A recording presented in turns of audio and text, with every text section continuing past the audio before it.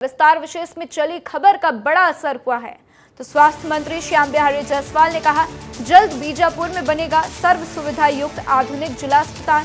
तो पोर्टा केबिन में पढ़ने वाले 2 बच्चियों की मौत के बाद से निरीक्षण के लिए बीजापुर पहुंचे हैं स्वास्थ्य मंत्री। तो बच्चियों की मौत की जांच और लापरवाही बरतने वाले अधिकारी कर्मचारियों पर कार्रवाई की बात भी कही और अस्पताल में पोर्टा केबिन और जगह जगह में मलेरिया से हुए बीमार मरीजों से मिले और साथ ही निरीक्षण कर कहा कि इस विषय पर बैठक लेंगे। बैठक में बच्चों की मौत का कारण और किस प्रकार से बच्चों को ट्रीटमेंट दिया गया है, इस पर भी चर्चा की जाएगी। तो विस्तार न्यूज की खबर का बड़ा असर, आपको बता दें कि विस्तार विशेष में ये खबर चली थी जिसका बड़ा असर हुआ है और अब स्वास्थ्य मंत्री श्याम बिहारी जायसवाल ने खुद कह दिया है कि जल्द ही बीजापुर में सर्व सुविधा युक्त आधुनिक जिला अस्पताल भी बनाया जाएगा। देखिए, अभी इस समय हम लोग बैठक लेंगे और बैठक में उनके मौत का कारण और किस प्रकार से उनको ट्रीटमेंट दिया गया, वो सारी बातों का भी चर्चा होगा। अभी मैं चूँकि जो मरीज भर्ती हैं हमारे पोर्टा केबिन से या छात्रावास से या गांव से जो आए हुए हैं, उन मरीजों से मलेरिया प्रभावित और सभी प्रकार के जो रोगी हैं उनसे मुलाकात हुआ है। सभी ने अच्छा इलाज हो रहा है ऐसा कहकर जो है हॉस्पिटल के बारे में बताया है।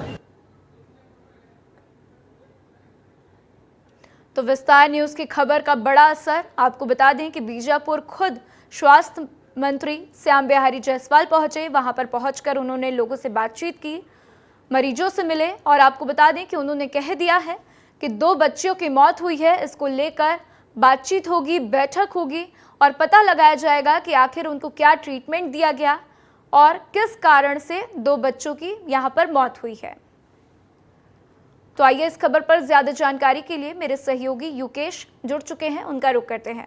युकेश, विस्तार न्यूज की खबर का बड़ा असर हुआ है। विस्तार विशेष में ये खबर चली थी और अब खुद श्याम बिहारी जायसवाल वहां पर पहुंचे और लोगों से उन्होंने मुलाकात की है। क्या कुछ डिटेल्स वहां से मिल रही हैं युकेश? किस तरह से यहाँ चरमराई हुई है और ये लंबे समय से ये सारा आलम बना हुआ है, इसी तरह का माहौल देखने को मिल रहा है। और चूंकि इस बार जो नई सरकार बनी है ये पब्लिक के प्रति कुछ अधिक संवेदनशील नजर आ रही है और इस दौरान बीजापुर में जिन पोर्टा केबिनों में पढ़ने वाले 2 बच्चों की 30 घंटे के भीतर 2 बच्चों की मौत हो गई और लगभग 200 बच्चे जो है मलेरिया से ग्रसित हैं आज और 20 बच्चे लगभग जो है वो जिला चिकित्सालय में एडमिट हैं। एक बानगी आपको बताना जरूरी है कि यहाँ पर जब सलवा जुड़ूम का दौर था, माओवादियों के खिलाफ जो जनाक्रोश जब यहाँ पर पनपा था, तब नागालैंड से, असम से, मिजोरम से नागा बटालियन की फोर्सेस यहाँ बुलाई गई थी। तो सिर्फ और सिर्फ मलेरिया के प्रकोप के कारण उन्हें वापस बुला लिया गया था।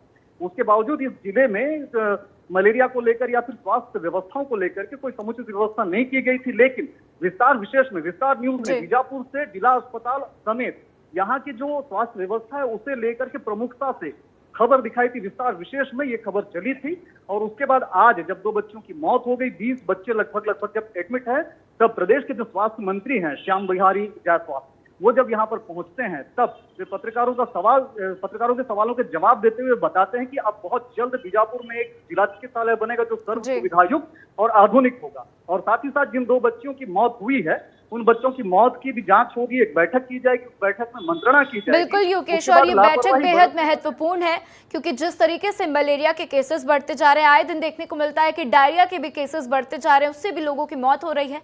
तो ऐसे में ये बैठक बहुत ही महत्वपूर्ण है और आगे देखते हैं कि इस बैठक से क्या कुछ बातें निकलकर सामने आती हैं। हमारे साथ जानकारी साझा करने के लिए आपका शुक्रिया युकेश। तो इसी बीच दुर्ग से एक और बड़ी खबर सामने आ रही है। छत्तीसगढ़ का मॉडल अस्पताल कहलाने वाले दुर्ग जिला अस्पताल का एक वीडियो जमकर सोशल मीडिया में वायरल हो रहा है। वीडियो में ट्रॉमा यूनिट के अंदर बर्थडे पार्टी चल रही है और इस दौरान बाहर इलाज नहीं मिलने से 2 युवक तड़पते हुए नजर आ रहे हैं। तो वीडियो देर शाम का बताया जा रहा है और वीडियो के अनुसार ट्रॉमा यूनिट के कर्मियों ने ओपीडी टाइम के बाद ट्रॉमा यूनिट में ही बर्थडे पार्टी सेलिब्रेट की है। तो दुर्ग की ये तस्वीरें आपकी टीवी स्क्रीन पर आप देख सकते हैं। यहाँ पर बर्थडे पार्टी सेलिब्रेट की गई और इसी दौरान जो है ट्रॉमा सेंटर के बाहर 2 युवक तड़पते हुए नजर आए।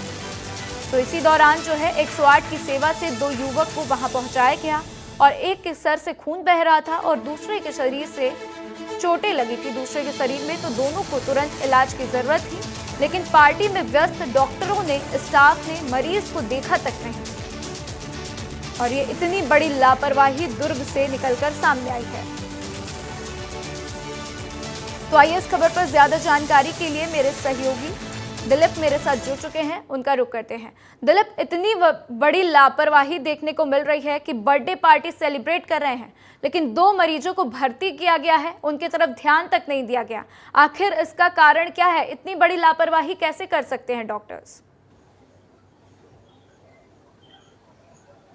देखिए, निश्चित तौर पे ये बहुत बड़ी लापरवाही है, क्योंकि वहां पे मरीज एक स्टेशन पर पड़ा हुआ है, वहां पे उसके परिजन उन्हें लेकर पहुंचे थे, लेकिन जब उसके परिजन ने उस डॉक्टरों से बात किया कि भाई यहाँ मरीज है और आप लोग क्यों नहीं इलाज कर रहे, तो उन डॉक्टरों का सीधा ये कहना था कि हमारी शिफ्ट खत्म हो गई है, ओपीटी बंद हो गया है। लेकिन जब उनसे उसी परिजन ने पूछा कि आप लोग क्या कर रहे हैं, तो उसने बता रहा है कि हम बर्थडे पार्टी सेलिब्रेट कर रहे हैं। मतलब आप इस चीज को देखिए, वहां मरीज स्ट्रेचर पर पड़ा हुआ है और डॉक्टर बर्थडे पार्टी वहां पे सेलिब्रेट कर रहे हैं। इतना भी उस डॉक्टरों को जरा भी ये नहीं लगा कि भाई मरीज यहाँ पे है, उनको जाके इलाज किया जाए, लेकिन उनका यही कहना था कि टाइम हमारा हो चुका है और हम नहीं देखेंगे। तो ये कहीं ना कहीं बहुत बड़ी लापरवाही है। इसको उच्च अधिकारी जो है स्वास्थ्य विभाग का, उनको संज्ञान लेना चाहिए और इन पर कहीं ना कहीं कड़ा एक्शन करना चाहिए, क्योंकि भगवान का दर्जा डॉक्टरों को दिया जाता है और डॉक्टर वहां पे जिस तरह से पार्टी सेलिब्रेट कर रहे हैं, बर्थडे पार्टी सेलिब्रेट कर रहे हैं और वहां पे मरीज पड़ा हुआ है, ये काफी बिल्कुल इंसानियत को शर्मसार कर दिया है। क्योंकि शिफ्ट खत्म होना, खास तौर से ये जो अस्पताल की बातें हैं, डॉक्टर्स के लिए ये जरूरी नहीं है कि आपकी शिफ्ट खत्म हो गई है लेकिन आप इलाज नहीं दे रहे। जब लोगों को जरूरत है तो आपको इलाज देना ही होगा। बिल्कुल दिलीप, प्रशासन की तरफ से क्या कुछ कार्रवाई होगी, इसके ऊपर विस्तार न्यूज की नजर बनी रहेगी। आगे भी आप हमारे साथ बने रहिए, अगली खबर पे हम आपका रुख करेंगे। तो इसी बीच एक और बड़ी खबर आपको बता दें, महिला के सती होने की आशंका जताई जा रही है। रायगढ़ के चक्रधर नगर थाना क्षेत्र का ये मामला सामने आया है। तो पति की चिता में पत्नी के कूदने की आशंका बताई जा रही है। ग्रामीणों और परिजनों ने जताया कि महिला के सती होने की आशंका है। तो सती होना, सती प्रथा, जैसा कि आप जानते होंगे कि सती प्रथा के मुताबिक ऐसा पहले होता था कि महिलाएं जो है, अगर उनके पति की मृत्यु होती थी तो वो खुद अपनी भी जान दे देती थी। और कुछ ऐसी ही एक घटना सामने आ रही है और फिलहाल ये आशंका बनी हुई है कि महिला ने अपने आप को अपने पति के साथ जो है चिता में जला लिया है और खुद जो है सती हो गई हैं। तो रायगढ़ की ये खबर है। तो ग्रामीणों और परिजनों ने जताया है कि महिला जो है सती हुई है और इसकी आशंका वो जता रहे हैं। तो रायगढ़ से ये खबर सामने आई है। ये मेरा शुरू था छोटा वाला, आओ उसका बीमार हो गया, 1 साल हो गया ट्रीटमेंट, कैंसर हो गया, लास्ट में उसका जीवन चला गया। कल रात में खबर मिला फोन में जो 12:30-1 बजे मेरे को कि ऐसा हो गया, तुम्हारा साली भी उसके साथ चला गया। अपना रात को अपना 11:30 बजे वो उसको देखे कि अभी घर में नहीं थी, वो घर में नहीं थी। उसके बाद हम लोग अड़ोस पड़ोस फिर आगे पीछे सब देखे, उसके बाद फिर नहीं मिली। उसके बाद फिर गांव वाले भी सबको कोई मैंने हेल्प किए, वो लोग फिर जाके देखे वहाँ, तो वहाँ उसी में जहाँ चीता जला, हाँ जहाँ उनका मैंने था चीता था। ये पूरे मामले में जांच की जा रही है। अभी तक जो मैं आपको एक चीज़ क्लियर करना चाहता हूं कि श्री जो जयदेव गुप्ता जी है, उनको करीब शाम को 5:30 बजे अंतिम संस्कार किया गया था और जो माता जी जो गुलाबी गुप्ता जी है, वो करीब 10:30-11 बजे तक अपने घर में ही थी। 11 बजे के बाद वो कहीं गए हैं, तो उसके बाद क्या क्या घटना हुई है उसकी पूरी जाँच की जा रही है। तो महिला के सती होने की आशंका है, लेकिन पुलिस की तरफ से कहा गया है कि जो पति हैं उनका अंतिम संस्कार किया गया करीब 5-5:30 बजे करीब में, लेकिन महिला जो है अपने घर में ही करीब 10-10:30 बजे तक घर में मौजूद थी। तो ऐसे में वो सती हुई है ना या नहीं, ये एक बड़ा सवाल है। और ऐसे में ये सवाल कैसे उठ सकते हैं कि महिला जो है सती हो गई है। तो आइए इस खबर पर ज्यादा जानकारी के लिए मेरे सहयोगी अश्विनी मेरे साथ जुड़ चुके हैं, उनका रुख करते हैं। अश्विनी, परिजनों का कहना है कि महिला जो है सती हुई है, सती होने की आशंका जता रहे हैं, लेकिन पुलिस का कहना है कि महिला करीब 10 साढ़े 10 बजे तक घर में ही मौजूद थी। तो ऐसे में कोई भी साक्ष्य नहीं मिले हैं जिससे ये कहा जा सके कि महिला जो है सती हुई है। फिलहाल आपके पास क्या जानकारी आ रही है? देखिए, पूरा जो घटना है वो चक्रधर नगर थाना क्षेत्र के चिटका पानी गांव की है। मौके पर उस गांव में भी मैं गया था, ग्राउंड पर गया था, जहां पर कहा जा रहा है कि महिला सती हुई है। उस जगह पर महिला के चश्मा, चप्पल और साड़ी है वो मिले हैं। फिलहाल पुलिस है वो कह रही है कि हर एंगल से जांच की जाएगी, उसके बाद ही क्या महिला सती हुई है या लापता हुई है उसकी पुष्टि पुलिस कर पाएगी। लेकिन जो परिजन है उनका कहना है कि जो महिला है वो सती हो गई है। जी अश्विनी, जैसे ये बातें सामने आई कि शमशान घाट के पास जो है चप्पल मिला, चश्मा मिला, साड़ी मिली, तो इससे ये बातें साफ तो नहीं हो जाती कि महिला सती हो गई है? हो सकता है कि महिला को किसी ने किडनैप कर लिया हो। क्या इस तरीके की बातें कुछ सामने आई हैं? क्या कुछ परिजन ऐसा भी कह रहे हैं? देखिए, परिजन साफ तौर पर सती होने की ही बात करी। इस एंगल से जो मृतिका है उनके भाई से भी मैंने बात किया, उनके जीजा से भी बात किया और उनके बेटे हैं उनसे भी बातचीत की, तो साफ तौर पर एक ही शब्द वो कहते हैं कि साथ जीने मरने की बात है, वो लगातार ये करते थे। और जो मृतक है वो कैंसर से पीड़ित थी, इनकी मौत होने के बाद वो सदमे में चले गए और फिर वो आत्मदाह कर सती हुई। यही बात जो परिजन है वो बार बार कह रहे हैं। ठीक है अश्विनी, जैसे ही कोई अपडेट सामने आएगी हम आपका एक बार फिर रुख करेंगे। हमारे साथ जानकारी साझा करने के लिए आपका शुक्रिया। तो इसी बीच दुर्ग से एक और बड़ी खबर, एमएमएस कांड में भिलाई विधायक देवेंद्र यादव से पूछताछ की गई। भिलाई नगर थाने में मौजूद हैं देवेंद्र यादव और देवेंद्र यादव ने कई आरोप प्रदेश सरकार पर लगाए हैं। तो विधायक देवेंद्र यादव अपना पक्ष रखेंगे। विधानसभा चुनाव से ठीक पहले एमएमएस कांड हुआ था और अब देवेंद्र यादव ने पूरे मामले को बताया था साजिश। तो देवेंद्र यादव ने पूरे मामले को साजिश बताया था और पुलिस एक लीक एमएमएस की फॉरेंसिक जांच भी करवाएगी। तो ये बड़ी खबर आपको बता दें कि देवेंद्र यादव से पूछताछ की जा रही है। एमएमएस कांड में भिलाई विधायक देवेंद्र यादव से पूछताछ की जाएगी।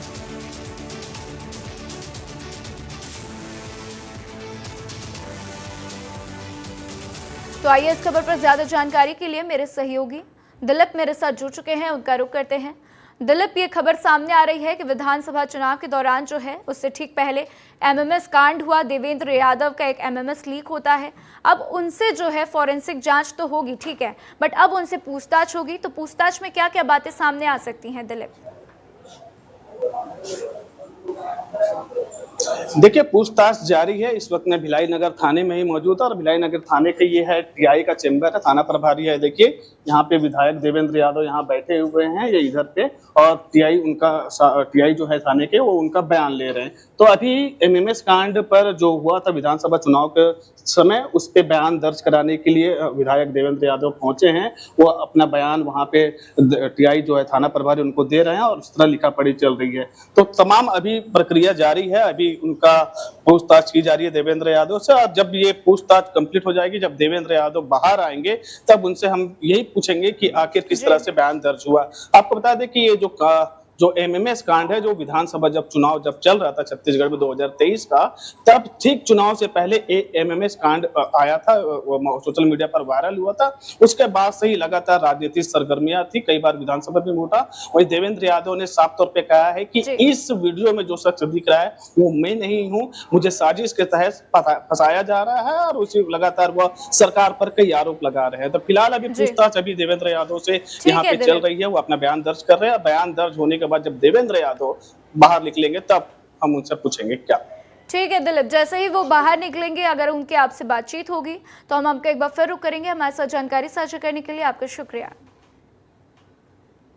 तो इसी बीच रायपुर से एक और बड़ी खबर, छत्तीसगढ़ विधानसभा का मानसून सत्र 22 जुलाई से शुरू होगा और इस सत्र के हंगामेदार रहने के आसार भी अभी से दिखाई दे रहे हैं। तो विपक्ष कई मुद्दों पर सत्ता पक्ष को घेरने की तैयारी में है और इस बार सदन में कानून व्यवस्था, खाद बीज की कमी और बिजली के दामों में बढ़ोतरी जैसे कई मुद्दे उठाए जाएंगे। तो छत्तीसगढ़ विधानसभा का मानसून सत्र 22 जुलाई से शुरू होगा और इस सत्र के हंगामेदार रहने के आसार अभी से दिखाई दे रहे हैं। तो आपको बता दें कि विपक्ष कई मुद्दों पर सरकार को घेरने वाली है जिसकी तैयारी भी विपक्ष ने तेज कर दी है। तो इस बार सदन में कानून व्यवस्था को लेकर, साथ ही खाद बीज की कमी और बिजली के दामों में बढ़ोतरी जैसे कई मुद्दों पर विपक्ष सरकार को घेर सकती है।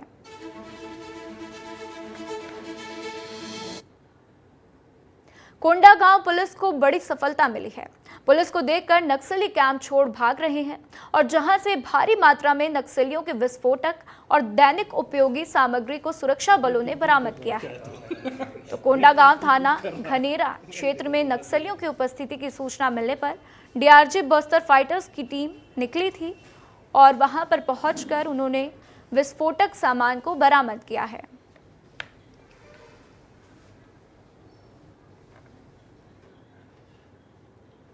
तो इसी बीच बिलासपुर से एक खबर सामने आई है। उप मुख्यमंत्री अरुण साव बिलासपुर में डायरिया मरीजों से मिलने पहुंचे। रतनपुर सामुदायिक स्वास्थ्य केंद्र का जायजा लेते हुए उन्होंने पीड़ितों से बातचीत की। डिप्टी सीएम ने कलेक्टर और स्वास्थ्य विभाग के अधिकारियों को निर्देश देते हुए कहा कि गंभीरता से मरीजों का इलाज करें। और आपको बता दें कि बिलासपुर में डायरिया पीड़ितों की संख्या 250 पहुँच गई है। तो बिलासपुर का मस्तूरी बिल्हा इलाका महामारी की चपेट में है और यहां से लगातार मरीज निकलकर सामने आ रहे हैं।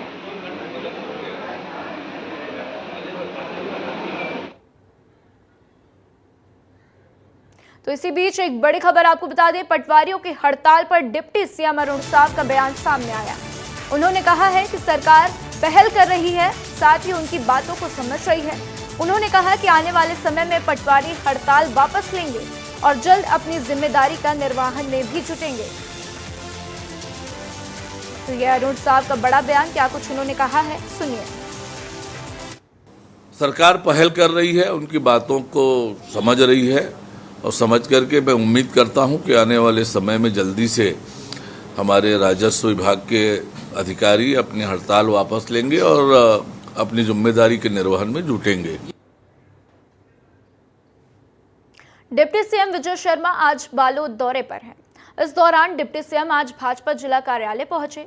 बालोद जिला अध्यक्ष पवन साहू की अगुवाई में भाजपाइयों ने उनका जोरदार स्वागत किया। डिप्टी सीएम विजय शर्मा यहां प्रभारी मंत्री भी हैं और साथ ही लिहाजा यहां पर पहुंचकर कार्यकर्ताओं की बैठक ले रहे हैं।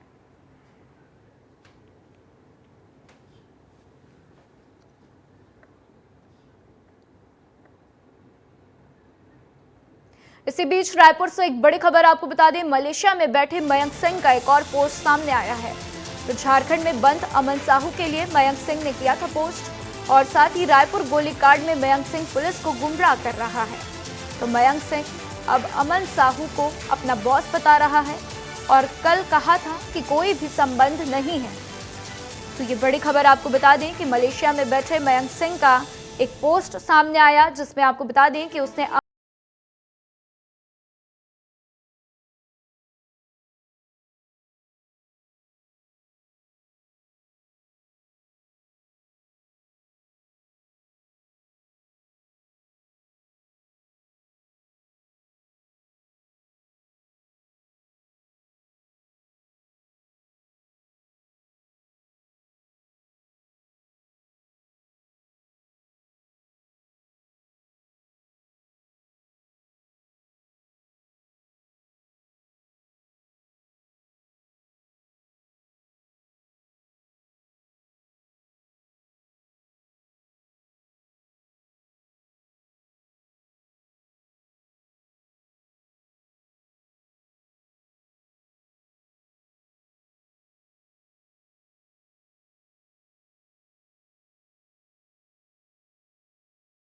मयंक सिंह ने और आज फिर से पोस्ट किया है। तो कल की पोस्ट में बताया था कि उसका कोई भी यहाँ पर संबंध नहीं है अमन साहू से, लेकिन आज पोस्ट करके उसने लिखा है कि अमन साहू उसका बॉस है। और ये दोनों पोस्ट विस्तार न्यूज आपकी टीवी स्क्रीन पर आपको दिखा रहा है।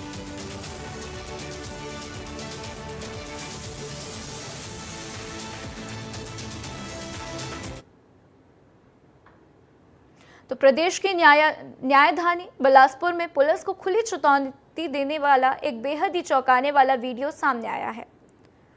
जहरा भाटा क्षेत्र में रहने वाले आदतन बदमाश दिलीप बंजारे ने इस वीडियो को खुद ही आईडी से सोशल मीडिया पर वायरल किया है।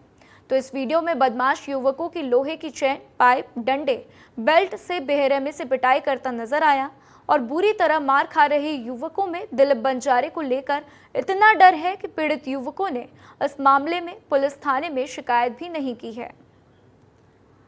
तो बिलासपुर का आप ये वीडियो देख रहे हैं, यहाँ पर लाठी डंडे से पिटाई की जा रही है, लेकिन अभी तक पीड़ित युवक ने इस मामले को लेकर पुलिस थाने में कोई भी शिकायत नहीं की है।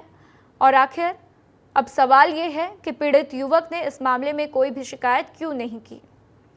तो आप देख सकते हैं ये वीडियो सोशल मीडिया पर काफ़ी वायरल हो रहा है और पुलिस को एक खुली चुनौती है।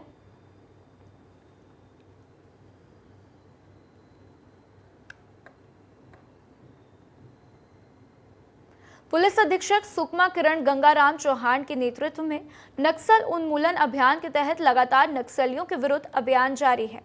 तो इसी के तहत अंदरूनी ग्रामीण क्षेत्रों में नक्सलियों के भय और हिंसा के प्रतीक के रूप में बने स्मारकों को हटाकर स्थानीय ग्रामीणों को भी डर मुक्त बनाने का पूरा प्रयास किया जा रहा है।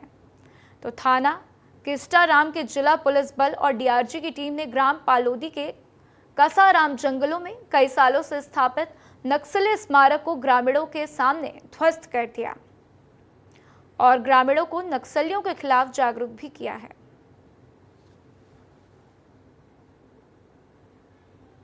कोरिया जिले के पटना ग्राम पंचायत को नगर पंचायत बनाने की मांग लंबे अरसे से चल रही है। सत्ता की उठक पटक के बीच दबी ये मांग आज भी जिंदा है। त्रिस्तरीय पंचायत चुनाव को देखते हुए ये मांग फिर से सुर्खियों में है। बता दें कि अजीत जोगी के मुख्यमंत्री रहने के दौरान पटना आगमन पर यह मांग शुरू हुई थी, लेकिन 22 सालों बाद भी पटना को नगर पंचायत बनाने की मांग पूरी नहीं की जा सकी है। तो करीब 5000 की जनसंख्या वाले पटना पंचायत को फिर से नगर पंचायत बनाने की मांग तेज हो चली है और इसके लिए प्रशासन की ओर से एक प्रस्ताव सरकार को भेज दिया गया है। किसी प्रकार के तर्ज में भूपेश बघेल जी की जब सरकार आई, पटना क्षेत्र के लोगों ने उनसे मांग किया, जब वो भूपेश बघेल जी की मुख्यमंत्री जी की यात्रा चल रही थी, क्या बोलते थे उसको, हर जिले जिले में जा रहे थे, तो उस समय भी लोगों ने वहाँ मांग रखा नगर पंचायत का, उन्होंने घोषणा किया। परंतु संयोग ऐसा कुछ है पटना के साथ कि पुनः उनकी सरकार नहीं आ पाई, इसमें मामला पेंडिंग हो गया। हाईकोर्ट चले गए थे ना, हाईकोर्ट चले गए थे, इसलिए डिले हुआ। अब मामला क्लियर हो गया है और मैं सुप्रीम कोर्ट बोल के आया हूँ, बहुत जल्दी इसका आदेश करेंगे। पटना है, उसको नगर पंचायत बनाने के लिए प्रस्ताव है वो जिला प्रशासन के द्वारा राज्य शासन को प्रेषित किया जा चुका है और ये आशा करते हैं कि जल्द से जल्द वहाँ से घोषणा हो जाएगी और पटना जो है उसको नगर पंचायत में लेकर। सूरजपुर जिले के प्रतापपुर नगर पंचायत क्षेत्र में बीती रात एक जंगली हाथी के अचानक आ जाने से हड़कंप मच गया, जिसकी वजह से यहां पर दहशत का माहौल बन गया। कड़ी मशक्कत के बाद हाथी को शहर से बाहर निकाला जा सका और जानकारी के मुताबिक हाथी अब शहर से लगे शिवपुर के जंगल में विचरण कर रहा है। तो वहीं हाथी ने रात में एक कच्चे मकान को तोड़ दिया और साथ ही शहर में स्थित स्वामी आत्मानंद स्कूल के मुख्य गेट को भी तोड़कर गिरा दिया है।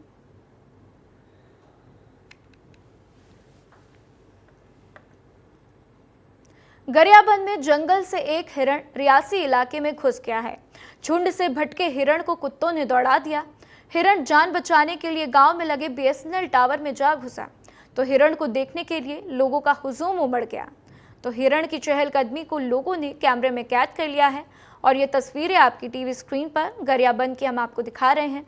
सूचना मिलते ही वन अमला तत्काल मौके पर पहुंच गए, जिसके बाद से हिरण को दोबारा से सुरक्षित जंगल में छोड़ दिया गया है।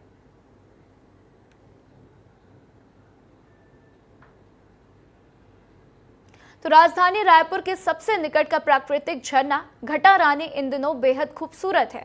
इसकी खूबसूरती को वनों की हरियाली और बारिश ने और भी बढ़ा दिया है, इसलिए ये पर्यटक स्थल इन दिनों पर्यटकों के लिए गुलजार है और ये तस्वीरें हम आपको आपकी टीवी स्क्रीन पर दिखा रहे हैं। तो साथ ही इस प्राकृतिक झरने में विराजमान मां घटा रानी का मंदिर पवित्रता एवं लोगों के आस्था का केंद्र है।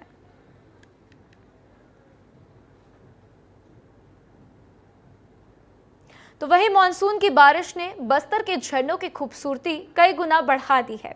खास तौर पर एशिया का नियाग्रा वाटरफॉल कहा जाने वाला चित्रकूट की खूबसूरती देखने ही बनती है। ऐसे